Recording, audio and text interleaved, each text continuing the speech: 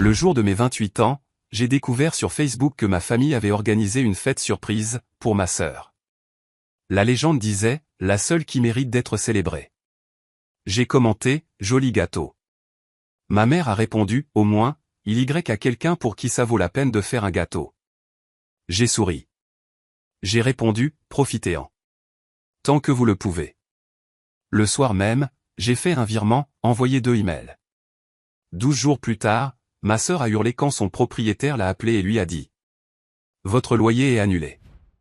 Je m'appelle Alison et aujourd'hui, j'ai eu 28 ans. Je me suis réveillé en espérant recevoir au moins un SMS de ma famille. Au lieu de cela, j'ai trouvé quelque chose de bien pire sur Facebook.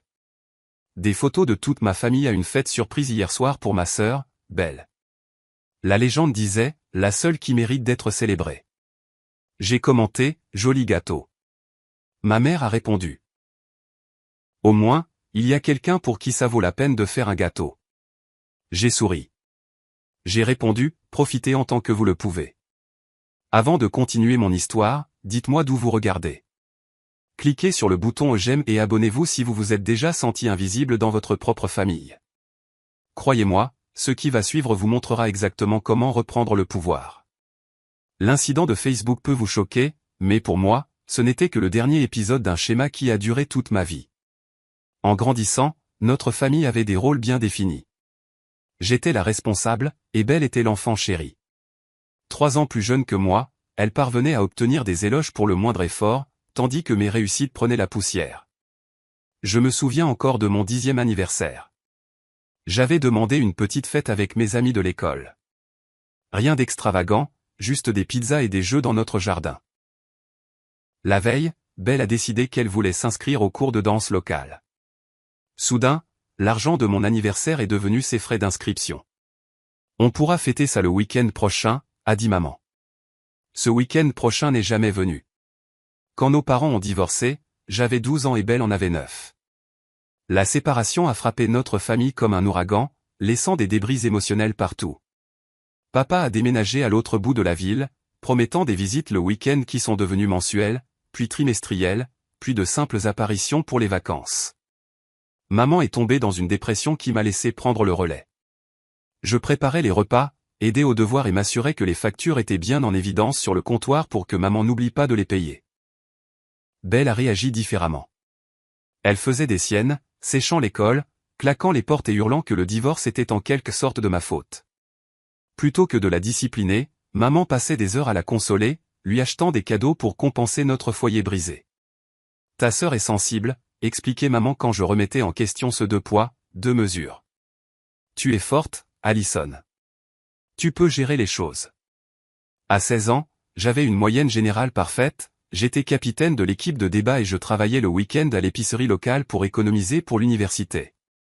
Quand j'ai été admise à la Société nationale d'honneur, ma cérémonie d'intronisation tombait le même jour que le match de foot de Belle au collège.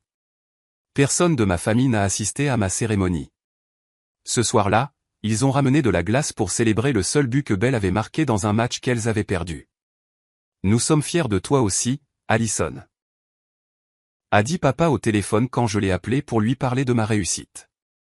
Mais tu sais que ta sœur a plus besoin d'encouragement que toi. L'université a été mon échappatoire.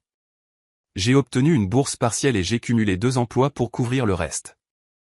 Maman appelait chaque semaine, mais les conversations tournaient toujours autour des derniers drames de Belle.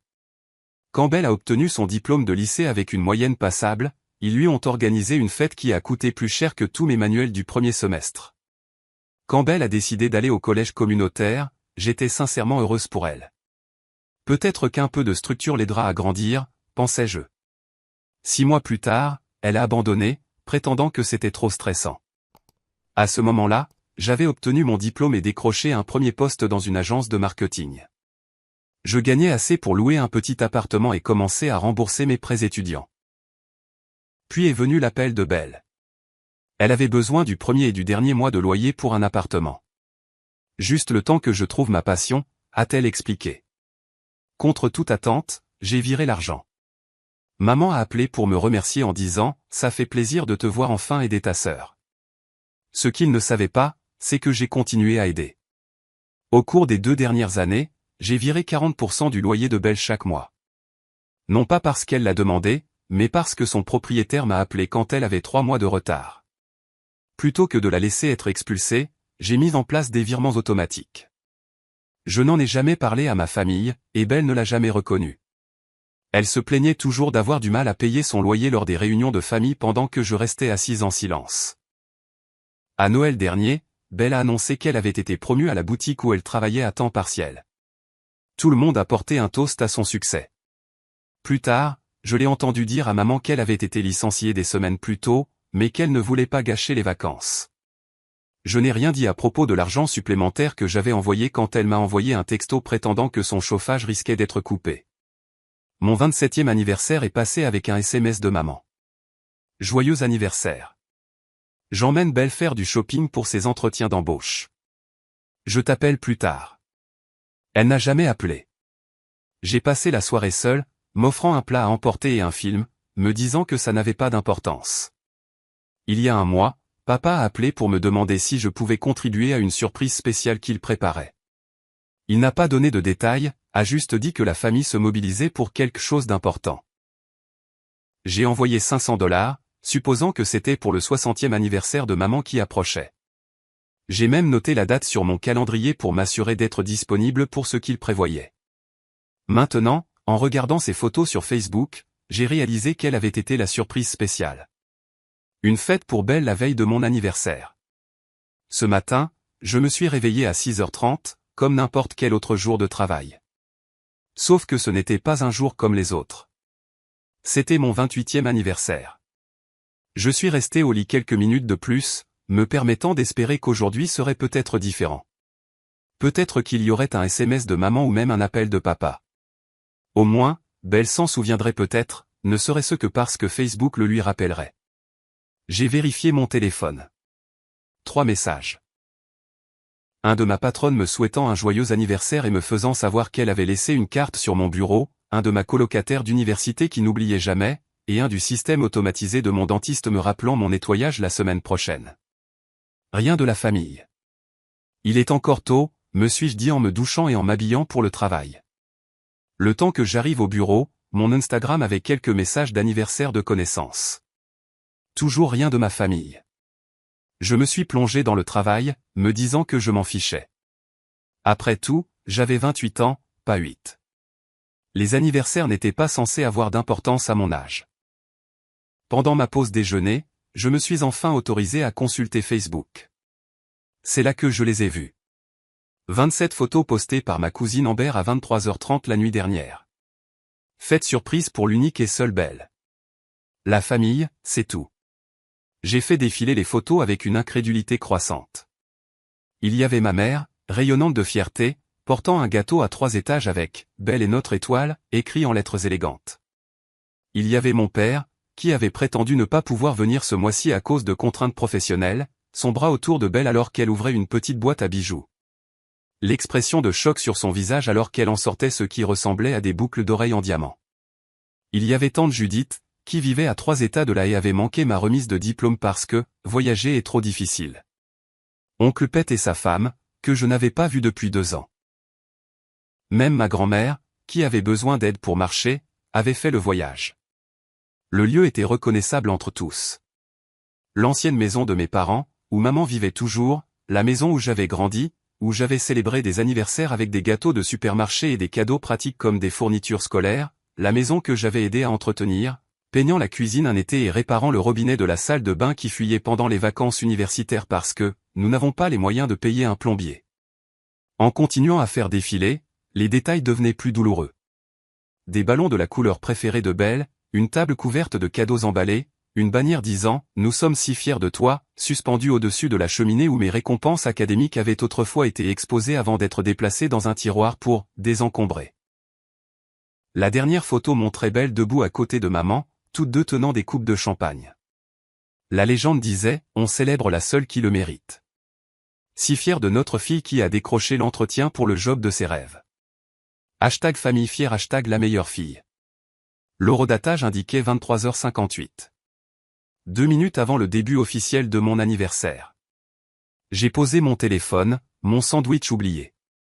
Ma collègue a remarqué mon expression et a demandé si tout allait bien. J'ai hoché la tête et forcé un sourire, m'excusant pour aller aux toilettes où je me suis aspergé le visage d'eau froide et j'ai pris de profondes respirations. Ce n'était pas seulement qu'ils avaient oublié mon anniversaire. Ils avaient activement choisi de célébrer Belle la veille pour un entretien d'embauche. Pas même un emploi, juste un entretien. Après que j'ai aidé à organiser le somptueux 25e anniversaire de Belle l'année dernière, en coordonnant avec les parents et en collectant de l'argent pour son cadeau, un week-end à Nashville dont elle parlait depuis des mois. Je suis retourné à mon bureau et j'ai terminé ma journée de travail en pilote automatique. Ma patronne est passée avec un cupcake et la carte promise signée par l'équipe. Je l'ai remerciée avec une sincère gratitude pour cette petite gentillesse qui signifiait soudain plus qu'elle ne pouvait l'imaginer. Ce soir-là, j'ai pris de la nourriture thaïlandaise en rentrant chez moi, un petit cadeau d'anniversaire pour moi-même. Mon appartement était calme quand je suis entré, tel que je l'avais laissé ce matin. Pas de visiteurs surprise, pas de carte dans le courrier. J'ai mangé mon pad thaï directement dans la barquette tout en regardant à nouveau les photos de Facebook, incapable de m'empêcher de les faire défiler une dernière fois. Le gâteau devait coûter au moins $200 de cette pâtisserie que maman disait toujours trop cher. J'ai reconnu la boîte à bijoux du magasin haut de gamme du centre commercial. Le champagne était de la marque que papa gardait pour les occasions spéciales. Et là, à l'arrière-plan d'une photo, à peine visible mais reconnaissable, un sac cadeau du magasin d'électronique avec le coin d'une boîte d'ordinateur portable qui dépassait, le même ordinateur portable que j'avais mentionné vouloir quand le mien a commencé à montrer des signes de vieillesse. Le modèle exact que j'avais recherché pendant des mois, attendant une promotion ou une prime au travail pour justifier la dépense. J'ai mis ma nourriture de côté, n'ayant plus faim. L'ampleur de la trahison s'abattait sur moi comme une lourde couverture. Ce n'était pas de l'inattention. Ce n'était pas de l'oubli. C'était délibéré. Et demain, il s'en souviendrait probablement. Il y aurait des SMS en retard, peut-être même un appel de pure forme. Maman pourrait proposer de m'emmener déjeuner le week-end prochain si Belle n'avait besoin de rien. Papa pourrait envoyer sa carte cadeau habituelle avec un message générique. Il s'attendrait à ce que j'accepte ces miettes avec gratitude, comme je l'avais toujours fait. Mais quelque chose avait changé en moi. Assise seule dans mon appartement le jour de mes 28 ans, j'ai réalisé que j'en avais fini d'accepter les miettes. J'ai regardé mon téléphone pendant près de 20 minutes, rédigeant et supprimant des commentaires potentiels. Les plus colériques semblaient trop révélateurs, exposant une blessure que j'avais passé des années à prétendre inexistante. Les options passives-agressives semblaient puériles. Les réponses tristes et honnêtes ne feraient que me faire paraître pathétique. Finalement, j'ai opté pour quelque chose de simple. Joli gâteau. Neutre. Pouvait être interprété comme sincère. Seul moi connaîtrais la douleur derrière ces deux mots. J'ai cliqué sur envoyer et j'ai mis mon téléphone de côté, me disant que je ne vérifierais pas les réponses. Moins de 5 minutes plus tard, j'actualisais la page. La première réponse est venue de ma tante. Il était délicieux. Belle mérite le meilleur. Puis ma cousine, tu nous as manqué, mais c'était une soirée parfaite pour la parfaite Belle. J'ai remarqué que ni l'une ni l'autre ne mentionnait mon anniversaire ou ne demandait pourquoi je n'avais pas été invité. J'étais à la fois blessé et sans surprise. Puis est venu le commentaire de ma mère, celui qui allait finalement faire déborder le vase. Au moins, il y a quelqu'un pour qui ça vaut la peine de faire un gâteau. J'ai regardé ces mots, les relisant encore et encore. 6 mots qui confirmaient ce que j'avais ressenti toute ma vie. Aux yeux de ma mère, je ne valais pas l'effort, pas la peine d'être célébré, pas la peine d'être aimé comme elle aimait Belle. Les commentaires ont continué. Mon oncle a ajouté un emoji qui rit. Une amie de la famille que je n'avais pas vue depuis des années a écrit « Ta sœur est une vraie star ». Une autre cousine a tagué Belle en lui demandant quand elle aurait des nouvelles du travail. Puis Belle elle-même a répondu à mon commentaire. Désolé sœurette, on dirait que maman m'aime plus. Lol. Peut-être que l'année prochaine, tu auras quelque chose qui vaut la peine d'être célébré aussi. La cruauté désinvolte m'a coupé le souffle. Le lol comme si ces mots n'étaient pas un couteau tournant dans une plaie déjà béante. L'insinuation que je n'avais rien dans ma vie qui vaille la peine d'être célébré malgré mon diplôme, mon travail, mon autonomie, malgré le fait que je la soutenais en silence depuis des années. Mes doigts ont survolé le clavier. C'était le moment où, typiquement, j'aurais avalé la douleur, trouvé une excuse à leur comportement, en aurais ri pour maintenir la paix. Pas aujourd'hui. J'ai tapé, profitez en tant que vous le pouvez. 4 mots. Simple, un peu énigmatique, mais je savais ce qu'il signifiait, même si ma famille l'interpréterait comme un commentaire mesquin d'une sœur jalouse. Quelques minutes plus tard, mon téléphone a sonné. C'était ma cousine Amber, celle qui avait posté les photos. La seule qui semblait remarquer que l'échange pouvait indiquer des problèmes plus profonds. « Salut Allison, joyeux anniversaire », dit-elle quand j'ai répondu. « Tu t'en es souvenu ?» ai-je répondu, incapable de cacher la surprise dans ma voix. « Bien sûr que oui. Écoute, à propos d'hier soir, je suis désolé que tu n'aies pas été là. » « Pourquoi y avait-il même une fête hier soir ?» ai-je demandé. Amber a hésité. « Ta mère a dit que Belle avait besoin d'un regain de confiance avant son grand entretien. Elle a dit que nous devrions lui montrer à quel point la famille la soutient. » Une autre pause. « J'ai posé des questions sur toi. Ta mère a dit que tu étais trop occupé par le travail pour assister aux réunions de famille ces derniers temps. » Le mensonge m'a piqué. Je n'avais pas été invité à une réunion de famille depuis des mois, bien que je demande régulièrement quand nous pourrions nous voir. J'ai envoyé de l'argent pour cette fête, dis-je doucement. Papa a appelé ça une surprise spéciale que la famille préparait. Je pensais que c'était pour l'anniversaire de maman le mois prochain. Oh mon Dieu, Allison, je n'en avais aucune idée. Amber semblait sincèrement bouleversée. C'est vraiment dégueulasse. Après avoir raccroché, j'ai reçu un SMS de mon père. Joyeux anniversaire, ma grande. Désolé de ne pas pouvoir appeler aujourd'hui. J'emmène Belle faire du shopping pour des vêtements d'entretien. On dîne bientôt. Aucune mention de la fête. Aucune reconnaissance du fait qu'il avait été en ville et ne m'avait pas contacté. Juste une autre promesse non tenue d'un « bientôt » qui ne se matérialiserait jamais. J'ai posé mon téléphone face contre la table basse et je me suis enfin autorisé à pleurer. Pas des larmes délicates, mais des sanglots qui secouaient tout mon corps, qui s'était accumulé pendant 28 ans. J'ai pleuré pour la petite fille dont l'argent d'anniversaire était allé au cours de danse de sa sœur. Pour l'adolescente qui célébrait ses réussites seule, pour l'adulte qui continuait à donner à une famille qui prenait et ne rendait jamais. Quand les larmes se sont enfin arrêtées, je me sentais vidé mais étrangement lucide, comme si une fièvre était tombée.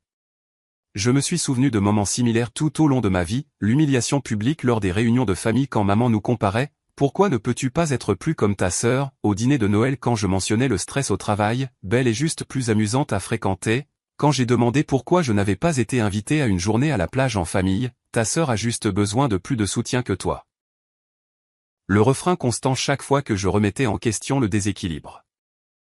J'avais passé ma vie à accepter ces explications, à intérioriser le message que les besoins de Belle comptaient toujours plus que les miens, que mon rôle était de donner, de comprendre, de pardonner, d'être la responsable qui n'avait pas besoin d'attention ou de soins.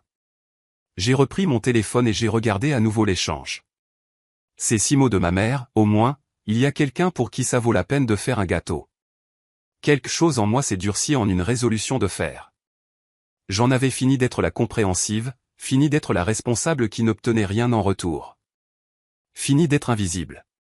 Profitez en tant que vous le pouvez. Ce n'était plus seulement un commentaire. C'était une promesse.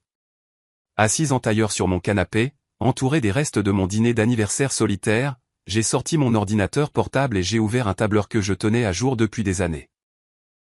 Chaque virement à Belle, chaque facture que j'avais payée, chaque prêt qui n'avait jamais été mentionné à nouveau, 2 ans de supplément de loyer, 6 mois de charges quand elle prétendait que sa colocataire avait déménagé à l'improviste, 3 paiements de voiture quand elle disait qu'elle risquait de perdre son véhicule, la caution de son appartement actuel que j'avais entièrement couverte. Le total m'a fait grincer des dents. 17 842 $ sur 3 ans. De l'argent que j'aurais pu utiliser pour rembourser mes prêts étudiants plus rapidement. De l'argent qui aurait pu servir d'acompte pour un appartement au lieu de mon petit studio en location. De l'argent qui a disparu dans le trou noir de l'irresponsabilité de Belle pendant qu'elle continuait à être célébrée comme le trésor de la famille. J'ai ouvert mes emails et j'ai trouvé des messages de Belle que j'avais sauvegardés.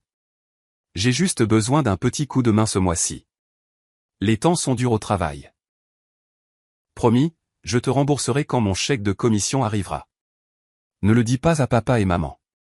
Ils vont juste s'inquiéter. Puis j'ai trouvé des emails de son lieu de travail qui m'avaient été transférés lorsque je l'avais aidé à configurer son compte email professionnel. Des emails qu'elle ne savait pas que je pouvais voir. Des avertissements pour retard. Des préoccupations concernant son attitude avec les clients. Enfin, un avis de licenciement datant de 3 mois, citant des performances inconstantes et un manque de fiabilité. 3 mois. Elle était sans emploi depuis 3 mois tout en disant à la famille qu'elle avait été promue. Pendant que je continuais à virer de l'argent pour ce que je pensais être un complément de loyer, pendant que mes parents préparaient une fête pour célébrer son entretien d'embauche fictif. J'ai vérifié mon relevé bancaire. Le prochain virement automatique au propriétaire de Bell était prévu pour le 1er de chaque mois, $800, directement à la société de gestion immobilière parce que Bell avait prouvé qu'on ne pouvait pas lui faire confiance pour utiliser l'argent à bon escient. J'ai continué à creuser. Une recherche rapide dans mes emails a permis de trouver les coordonnées de son propriétaire, Monsieur Patterson. Je lui avais parlé lorsque Bell avait été menacé d'expulsion pour la première fois, mettant en place l'arrangement qui lui avait permis de garder son logement. J'avais son numéro direct et son email enregistré. J'ai aussi trouvé autre chose. Un avis de la compagnie d'électricité qui avait été accidentellement envoyé à mon email au lieu de celui de Bell, avertissant d'une coupure pour non-paiement. Le solde impayé était de plus de $600. Malgré l'argent que j'avais envoyé spécifiquement pour les charges le mois dernier. Les pièces du puzzle se sont assemblées avec une clarté écœurante. Bell n'avait pas utilisé mon argent pour le loyer et les charges. Elle l'avait dépensé ailleurs tout en laissant les factures s'accumuler, sachant que j'interviendrais avant que la catastrophe ne frappe. Elle avait été licenciée de son travail mais continuait la mascarade, vivant probablement de mon soutien financier tout en cherchant l'attention et la sympathie de nos parents.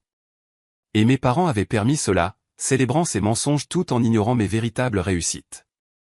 La fête surprise n'était que l'exemple le plus récent et le plus douloureux d'un schéma qui durait depuis toujours. J'ai pris une profonde inspiration et j'ai pris 3 décisions. Premièrement, je me suis connecté à mon compte bancaire et j'ai annulé le virement automatique au propriétaire de Bell. Le prochain paiement aurait dû être traité dans 5 jours. Maintenant, il n'aurait pas lieu. Deuxièmement, j'ai rédigé un email à Monsieur Patterson. Cher Monsieur Patterson, je vous écris pour vous informer que je ne ferai plus de paiement pour le loyer de Bell Turner, et ce, avec effet immédiat. Au cours des 2 dernières années, j'ai fourni une aide financière sans qu'elle ne prenne de mesures pour devenir autonome. Cet arrangement est maintenant terminé. Veuillez adresser toutes les futures communications concernant le paiement directement à Bell. Je comprends que cela puisse causer des désagréments, mais je crois qu'il est nécessaire pour toutes les parties concernées d'avancer de manière appropriée. Cordialement, Allison Turner. J'ai cliqué sur envoyer avant de pouvoir reconsidérer. La 3e décision était la plus difficile. J'ai rassemblé toutes les preuves, relevés bancaires montrant mes virements, email révélant le licenciement de Bell, l'avis de coupure d'électricité, photos de la fête surprise, capture d'écran des commentaires Facebook. J'ai tout compilé dans un seul document, une preuve claire et irréfutable à la fois de la tromperie de Bell et du traitement que me réservait ma famille. J'ai rédigé un 2e email, adressé à mes parents avec Bell en copie. Maman, papa et Bell, pendant des années, j'ai soutenu cette famille émotionnellement et financièrement sans reconnaissance ni appréciation. Je suis restée silencieuse pendant que vous célébriez Bell tout en ignorant mes réussites et mon anniversaire. J'ai viré des milliers de dollars pour que Bell reste logée et à l'aise pendant qu'elle mentait sur sa situation professionnelle et financière. Cela s'arrête maintenant. J'ai annulé tout soutien financier à Bell avec effet immédiat. J'ai informé son propriétaire de ce changement. Les documents ci-joints fournissent la preuve de mes contributions et des mensonges de Bell. Je prends du recul par rapport à cette dynamique pour me concentrer sur mon propre bien-être. S'il vous plaît, respectez cette décision. Allison. Mon doigt a survolé le bouton d'envoi. Cela allait tout changer. Il y aurait de la colère, du déni, des tentatives de me faire culpabiliser. Il me traiterait d'égoïste, de cruel, de jalouse. Il retournerait la situation pour faire de moi la méchante. Mais pour la première fois de ma vie, je me fichais de ce qu'il pensait. J'ai cliqué sur envoyer. J'ai fermé mon ordinateur portable et j'ai éteint mon téléphone. Quelles que soient les retombées, elles ne m'atteindraient pas ce soir. Ce soir, je dormirai en sachant que je m'étais enfin défendu. Demain, je commencerai ma vie, libéré du fardeau d'être le paillasson de la famille. Alors que je me préparais à me coucher, j'ai ressenti quelque chose d'inattendu. Du soulagement. Le poids du ressentiment et de l'obligation s'était levé, remplacé par un sentiment de possibilité. Ma 28e année serait différente de toutes les précédentes.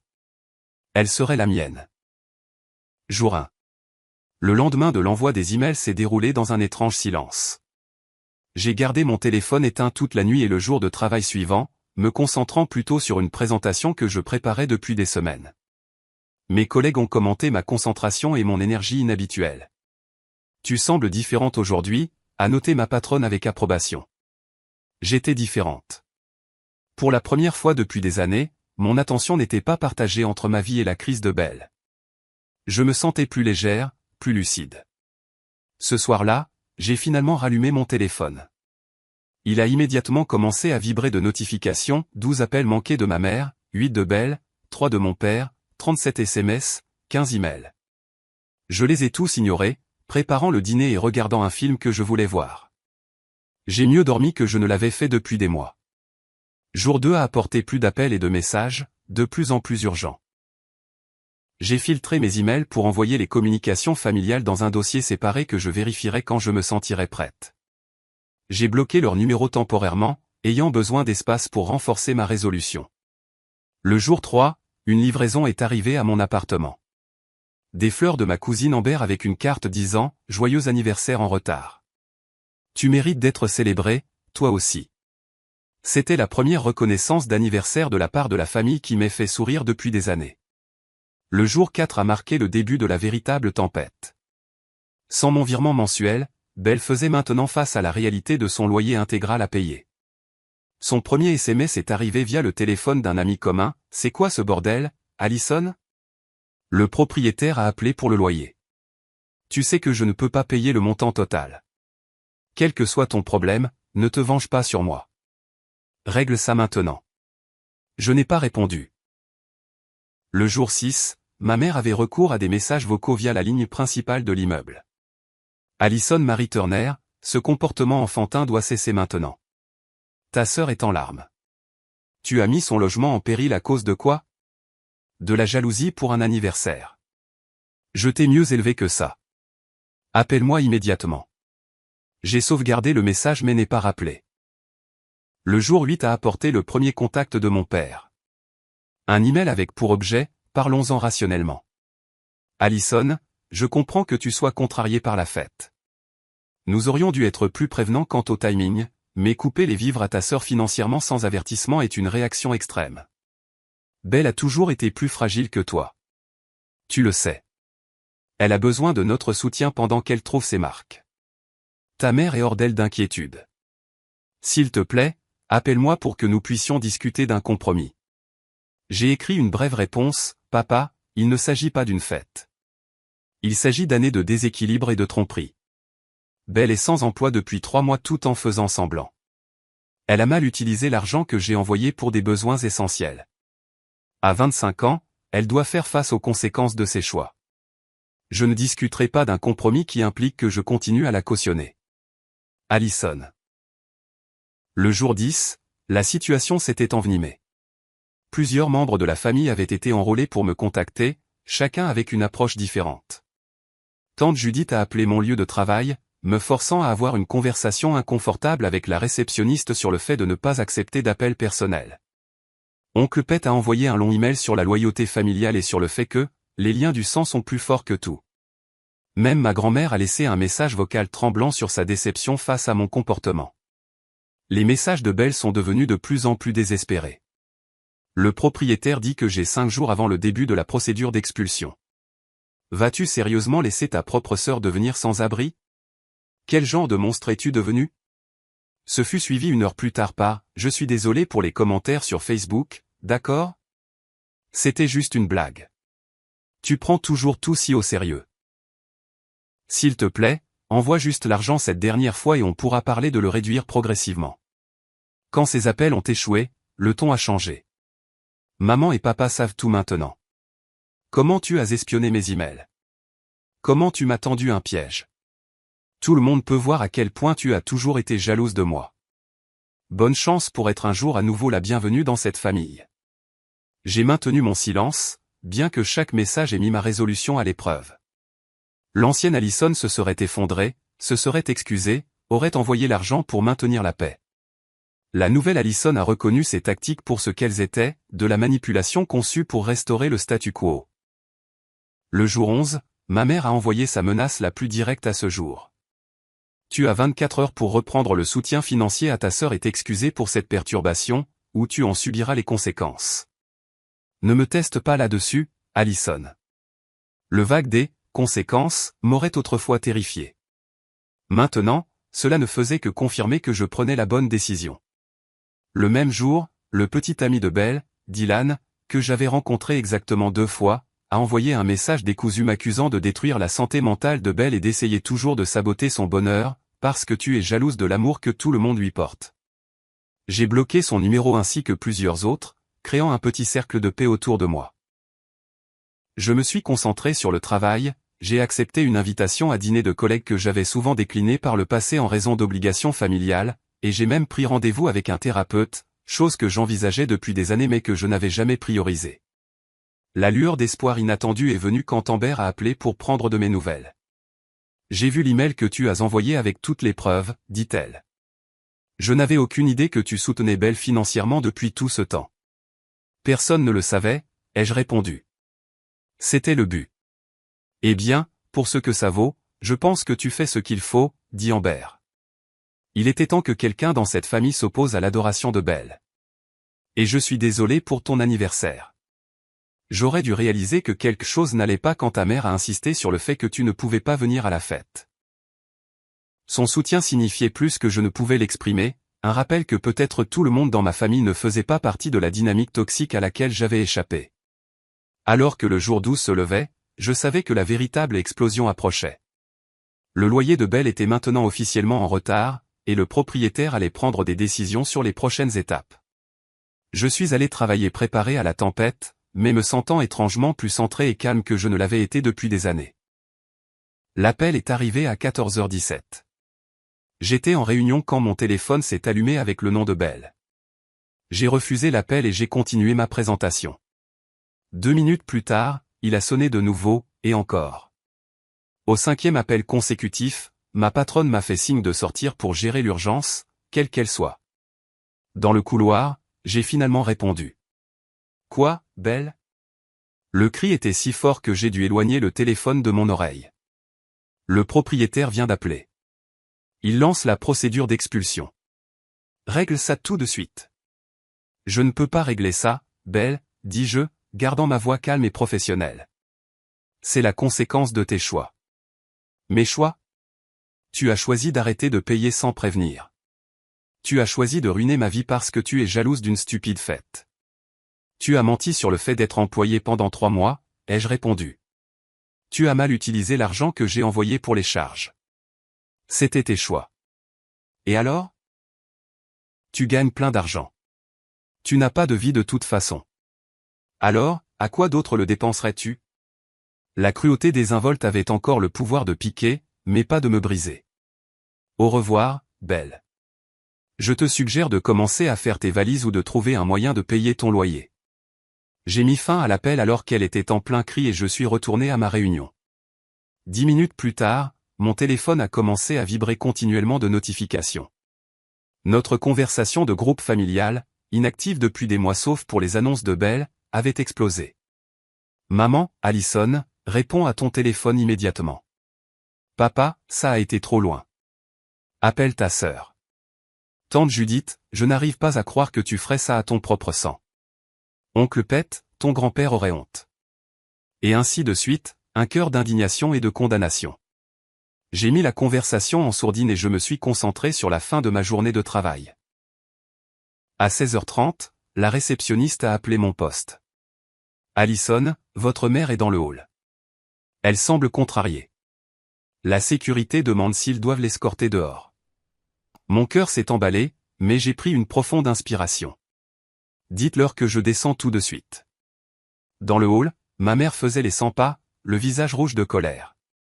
Quand elle m'a vu, elle a pointé un doigt tremblant. Toi. Comment oses-tu humilier notre famille comme ça ?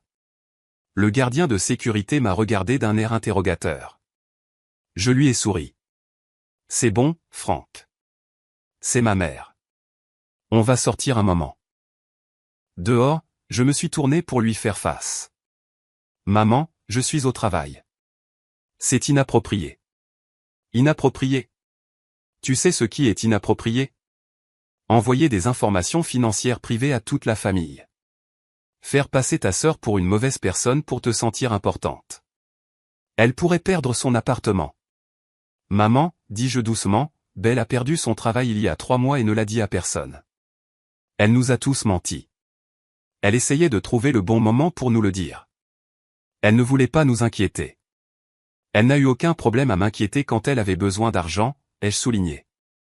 Elle n'a eu aucun problème à accepter mon aide tout en se moquant de moi publiquement. C'était juste de la taquinerie. Tu as toujours été trop sensible. Un collègue est passé, nous regardant curieusement. J'ai maintenu mon attitude professionnelle. Je ne peux pas faire ça ici. Si tu veux avoir une conversation civilisée, on peut prendre rendez-vous pour en parler. Oh, maintenant tu veux parler après avoir lâché cette bombe sur tout le monde? Ta sœur fait une crise de panique. Ton père a dû quitter le travail plus tôt. Tout ça parce que tu n'as pas supporté de ne pas être le centre de l'attention pour une fois. L'ironie de sa déclaration était si profonde que j'ai failli rire. Maman, quand ai-je jamais été le centre de l'attention dans cette famille? Elle a balayé cela d'un geste de la main. Tu viens avec moi tout de suite t'excuser auprès de ta sœur et rétablir les paiements. Non, je ne le ferai pas, le simple refus sembla la choquer plus que tout le reste. Dans son monde, je finissais toujours par céder. Pardon? J'ai dit non. Je retourne travailler maintenant. Je te suggère de partir avant que la sécurité ne s'inquiète à nouveau. Je me suis retourné pour partir, mais elle m'a attrapé le bras. Si tu tournes le dos à cette famille maintenant, ne t'attends pas à être accueilli de nouveau. J'ai regardé sa main sur mon bras, puis dans ses yeux. Ça ressemble à une menace, maman. C'est une réalité. La famille se serre les coudes. C'est drôle, dis-je, retirant doucement sa main. Je serre les coudes à cette famille financièrement et émotionnellement depuis des années. Où était cette devise « La famille se serre les coudes » le jour de mon anniversaire? Elle n'avait pas de réponse à cela. Je suis retourné dans le bâtiment, faisant un signe de tête rassurant à Franck, le gardien de sécurité, en passant. Mes mains tremblaient, mais ma résolution était intacte. Ce soir-là, la véritable confrontation a eu lieu. Je venais de m'installer avec mon dîner quand ma sonnette a retenti. À travers le Judas, j'ai pu voir Belle, ma mère et mon père, tous debout dans le couloir. J'ai envisagé de ne pas répondre, mais j'ai décidé qu'il valait mieux y faire face de front. J'ai ouvert la porte, mais j'ai bloqué l'entrée. Oui. Belle s'est avancée. Tu dois régler ça maintenant. Le propriétaire dit que j'ai 3 jours pour payer ou partir. Alors je te suggère de commencer à faire tes valises, ai-je répondu. Mon père est intervenu. Toujours le médiateur. Allison, s'il te plaît, laisse-nous entrer et discuter de cela rationnellement. J'ai hésité, puis je me suis écarté. Ils sont entrés, Belle se jetant immédiatement de manière dramatique sur mon canapé, ma mère se perchant tendue sur un fauteuil, mon père se tenant maladroitement près de la fenêtre. Bel endroit, a commenté mon père, regardant autour de lui. Je ne pense pas être venu ici depuis que tu as emménagé. Il y a 2 ans, ai-je confirmé. Un silence inconfortable a suivi. Je n'ai pas offert de boisson ni fait la conversation. Finalement, ma mère a parlé. Allison, cette vendetta contre ta sœur a été trop loin. Tu as fait passer ton message. Maintenant, il est temps d'être la plus intelligente et d'aider ta famille. Ce n'est pas une vendetta, dis-je. C'est moi qui mets fin à une dynamique malsaine qui dure depuis bien trop longtemps. En rendant ta sœur sans abri, a interjeté Belle avec un sanglot. Tu ne serais pas menacé d'expulsion si tu avais été honnête sur la perte de ton emploi et si tu avais pris des dispositions avec ton propriétaire, ai-je souligné. Ou si tu avais utilisé l'argent que j'ai envoyé pour l'usage prévu au lieu de ce que tu en as réellement fait. J'avais des dépenses, a protesté Belle. Comme quoi? Le sac de créateur que tu as posté le mois dernier? Le week-end à Miami avec Dylan? Mon père avait l'air confus. Belle, tu as dit que tu étais toujours employé. Quand as-tu perdu ton emploi? Belle m'a lancé un regard venimeux. C'est compliqué, papa. Ils ont réduit mes heures et puis ils m'ont finalement licencié. Mais je passe des entretiens. Depuis 3 mois, ai-je demandé, sans résultat. Le marché du travail est difficile en ce moment, a-t-elle rétorqué. Surtout quand on a été licencié pour retard chronique et mauvaise attitude, ai-je ajouté en sortant l'email de licenciement sur mon téléphone. Voulez-vous que je le lise à tout le monde? Ma mère est intervenue. Arrête d'attaquer ta sœur. C'est exactement ça le problème, Allison. Tu as toujours été jalouse de Belle. Tu as toujours essayé de la faire passer pour une mauvaise personne pour te faire bien voir. Maman, dis-je doucement, je paie 40% du loyer de Belle depuis 2 ans. Je couvre ses charges quand elle prétend qu'elle ne peut pas se les permettre. J'ai envoyé de l'argent pour les paiements de voiture, pour des factures médicales, pour urgence après urgence. Tout cela pendant que toi et papa la célébriez et m'ignoriez, y compris en lui organisant une fête surprise la veille de mon anniversaire en utilisant l'argent que j'avais contribué à donner. Nous ne savions pas que c'était ton anniversaire, a dit faiblement mon père. Tu as oublié l'anniversaire de ta propre fille, ai-je demandé, le regardant droit dans les yeux. Il a eu la décence d'avoir l'air honteux. Les choses ont été mouvementées. Elles sont toujours mouvementées quand il s'agit de moi, dis-je. Mais jamais trop mouvementées pour Belle. C'est parce que Belle a plus besoin de nous, s'est exclamée ma mère. Tu as toujours été indépendante, tu as toujours géré les choses par toi-même. Parce que je devais le faire, ai-je répondu. Parce que personne n'allait les gérer pour moi. Donc c'est une punition, a demandé Belle. Tu me punis parce que maman et papa m'aiment plus. La pièce est devenue silencieuse. La vérité, mise à nu par les mots imprudents de Belle. Ce n'est pas une punition, dis-je après un moment. C'est moi qui me donne la priorité pour la première fois. C'est moi qui refuse de continuer à soutenir quelqu'un qui prend sans appréciation, qui se moque de moi publiquement, qui ment sur sa situation. Qu'est-ce que tu veux, a exigé ma mère, des excuses? Très bien, nous sommes désolés d'avoir oublié ton anniversaire. Nous sommes désolés pour le timing de la fête, mais cette réponse est complètement disproportionnée. Je ne veux pas d'excuses, dis-je. Je veux du changement. Je veux une reconnaissance du schéma qui a dominé notre famille pendant des décennies.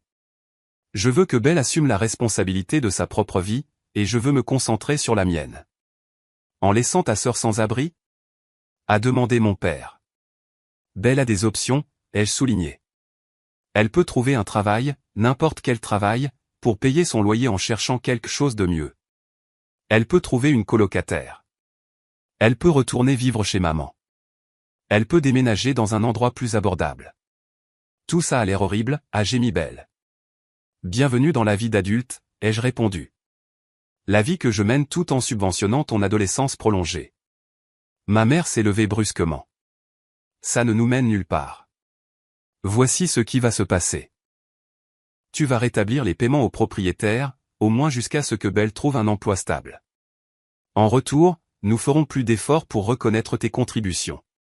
La condescendance dans son ton a été la goutte d'eau. Non, dis-je simplement. Ce n'est pas ce qui va se passer. Ce qui va se passer, c'est ceci. Je vais continuer à vivre ma vie, libre de toute obligation financière envers Belle. Et il se trouve que cette vie pourrait bientôt changer de manière significative. 3 paires d'yeux se sont fixés sur moi. Qu'est-ce que ça veut dire, a demandé mon père. On m'a offert un poste dans notre bureau de Chicago, dis-je, révélant une information que je gardais pour moi depuis des semaines. Une promotion importante avec une aide à la réinstallation. Je l'ai acceptée. Chicago, a répété ma mère. Tu ne peux pas déménager à Chicago. Qui aidera pour les affaires familiales ici? C'est exactement ce que je veux dire, dis-je. Je n'ai jamais été considéré comme une fille ou une sœur dans cette famille. J'ai été considéré comme une ressource, un plan de secours, un filet de sécurité. Eh bien, le filet de sécurité est en train d'être plié et rangé. Tu abandonnerais vraiment ta famille, a demandé Belle, les larmes coulant sur son visage. Après tout ce que nous avons fait pour toi. La question était si absurde que j'ai éclaté de rire. Qu'est-ce que vous avez fait pour moi, exactement, Belle? Cite une seule chose. Elle a ouvert la bouche, puis l'a refermée, cherchant de l'aide auprès de nos parents. Mon père s'est éclairci la gorge. Allison, je comprends que tu sois blessée, et peut-être que nous avons négligé certaines choses, mais couper les vivres à ta sœur et déménager à l'autre bout du pays semble extrême. Ce n'est pas extrême, ai-je rétorqué. C'est sain. C'est nécessaire pour nous tous. Si tu fais ça, a dit ma mère, sa voix tendue de colère, n'attends pas notre soutien. Je n'ai jamais eu votre soutien, ai-je répondu. C'est un peu ça le problème. La vérité de ces mots flottait dans l'air entre nous. Ma mère a pris son sac à main, signale que la conversation était terminée. Allez, Belle. On va se débrouiller seul, comme toujours. Belle s'est levée, le mascara striant ses joues. Pendant un instant, j'ai vu une lueur de quelque chose au-delà des larmes et de la crise de colère. De la peur. Une peur réelle de faire face aux conséquences sans moi comme plan de secours. Ali, dit-elle, utilisant le surnom d'enfance pour lequel elle savait que j'avais une faiblesse. Je ne peux pas perdre mon appartement. S'il te plaît, je ferai mieux. Je trouverai un travail demain. Je te rembourserai tout. J'ai déjà entendu ces promesses, dis-je, sans méchanceté. Mais cette fois, tu devras le prouver par des actes, pas par des mots. Tu ne vas vraiment pas m'aider. La prise de conscience semblait enfin s'installer. Je t'aide, dis-je, juste pas de la manière que tu veux. Mon père est resté alors que ma mère sortait en trombe, Belle traînant derrière elle. Allison, dit-il doucement. Je n'avais jamais réalisé l'étendue de ce que tu faisais pour ta sœur. Personne ne le savait, ai-je répondu. C'est comme ça que Belle le voulait. Il hocha lentement la tête. La fête, c'était mal choisi. J'aurais dû me souvenir de ton anniversaire. Oui, tu aurais dû. Chicago, hein, dit-il après un moment. C'est un grand déménagement. Un déménagement nécessaire. Il semblait se débattre avec quelque chose. Finalement, il a dit. Je n'ai pas été un bon père pour toi, n'est-ce pas? La simple reconnaissance après des années de déséquilibre a fait monter des larmes inattendues à mes yeux. Non, dis-je honnêtement. Tu ne l'as pas été. Il hocha de nouveau la tête, acceptant la vérité sans discuter. J'en suis désolé. Vraiment. En partant, il s'est retourné une dernière fois. Quand pars-tu pour Chicago? Dans 3 semaines, ai-je répondu. Peut-être qu'on pourrait déjeuner avant. Juste nous deux. Je n'ai pas immédiatement accepté, mais je n'ai pas refusé non plus. J'y réfléchirai. Après leur départ, je suis resté assise dans le silence de mon appartement, digérant ce qui venait de se passer. Pour la première fois de ma vie, j'avais tenu bon face à la pleine force des attentes et de la manipulation de ma famille. J'avais dit ma vérité et j'avais tenu ferme. Mon téléphone a vibré avec un SMS de Belle. Je te déteste de m'avoir fait ça. 5 minutes plus tard, un autre SMS est arrivé. Je ne sais pas comment faire ça sans toi. Le deuxième message était plus honnête que tout ce qu'elle avait dit depuis des années. C'était le premier pas vers sa maturité et sa confrontation avec la réalité. C'était douloureux, mais nécessaire. Je n'ai répondu à aucun des 2 messages. Certains voyages devaient être faits seuls. 6 mois plus tard, je me tenais à la fenêtre de mon appartement à Chicago, regardant la neige tomber sur la ville. La vue me coupait encore le souffle parfois, un rappel constant de combien ma vie avait changé depuis cet anniversaire décisif. Les premières semaines après la confrontation avaient été difficiles. Mon téléphone avait vibré constamment de messages allant de la supplication à la menace.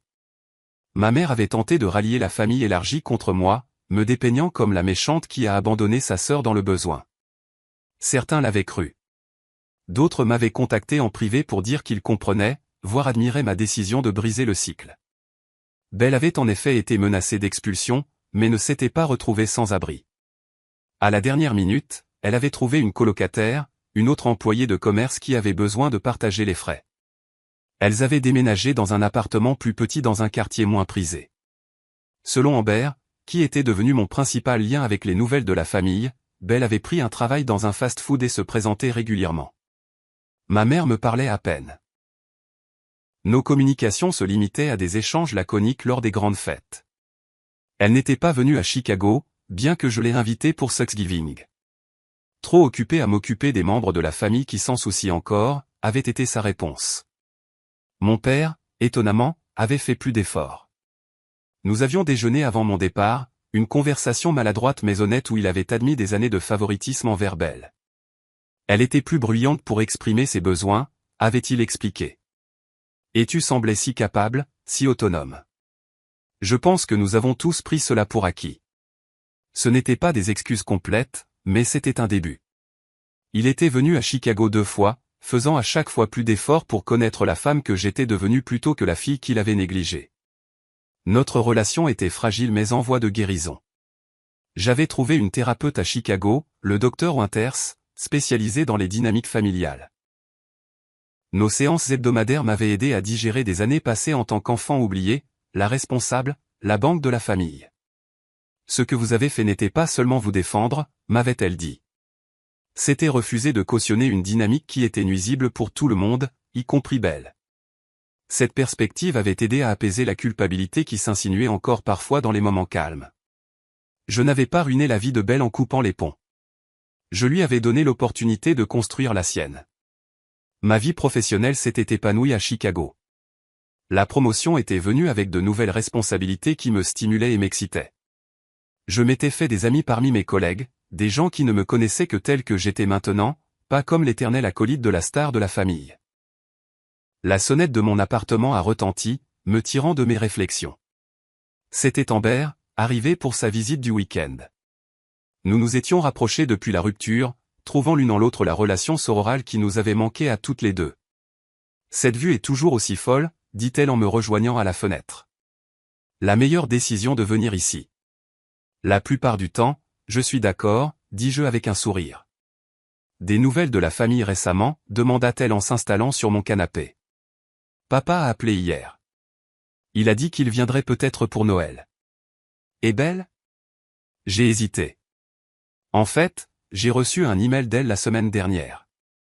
Première communication directe depuis des mois. Amber a haussé les sourcils. Et c'était différent. Pas d'accusation, pas de demande. Elle a dit qu'elle travaillait à temps plein depuis 4 mois maintenant. Qu'elle suivait un cours en ligne de comptabilité. Waouh! La vie d'adulte, pour de vrai. Apparemment, ai-je convenu. Elle a aussi dit qu'elle avait réfléchi à notre conversation de cette nuit-là, sur la façon dont elle avait profité de mon aide pendant des années. Elle n'est pas allée jusqu'à des excuses complètes, mais... C'est un progrès, a terminé Amber pour moi. Un progrès, ai-je répété. Plus tard dans la soirée, après le dîner avec Amber et quelques-uns de mes nouveaux amis, je me suis assise pour répondre à l'email de Belle. J'y pensais depuis des jours, pesant ma réponse. J'ai écrit. Belle, merci pour ton email. Je suis heureuse d'apprendre que tu travailles régulièrement et que tu poursuis tes études. Ce sont des pas positifs. Le passé ne peut pas être changé, mais je suis ouverte à la construction d'une relation plus saine à l'avenir. Une relation basée sur le respect mutuel plutôt que sur la dépendance. Prends soin de toi, Allison. Court, des limites claires, mais une porte ouverte. Ça me semblait juste. En cliquant sur envoyer, j'ai réalisé à quel point j'avais changé en ces 6 mois. L'ancienne Allison aurait sauté sur le moindre soupçon de réconciliation, se précipitant à nouveau dans la dynamique dysfonctionnelle au premier signe d'amélioration. La nouvelle Allison reconnaissait que le vrai changement nécessitait du temps, de la constance et le maintien des limites. J'avais appris que les relations familiales, comme toutes les relations, devaient être réciproques pour être saines. Que l'amour sans respect n'était pas vraiment de l'amour du tout. Que parfois, la chose la plus attentionnée que l'on puisse faire pour quelqu'un est d'arrêter de le protéger des conséquences de ses choix. Plus important encore, j'avais appris que je méritais d'être célébré, non seulement pour ce que je pouvais donner aux autres, mais pour qui j'étais. Mon 29e anniversaire approchait. Et pour la première fois, je préparais ma propre célébration, entouré de gens qui me voyaient clairement et appréciaient ma présence dans leur vie. Le chemin avait été douloureux mais nécessaire.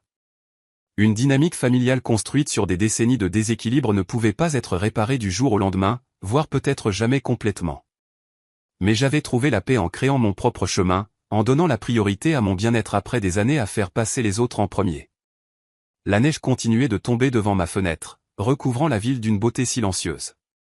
J'ai pensé à la façon dont nous devons parfois nous éloigner de ce qui est familier pour découvrir ce qui est possible.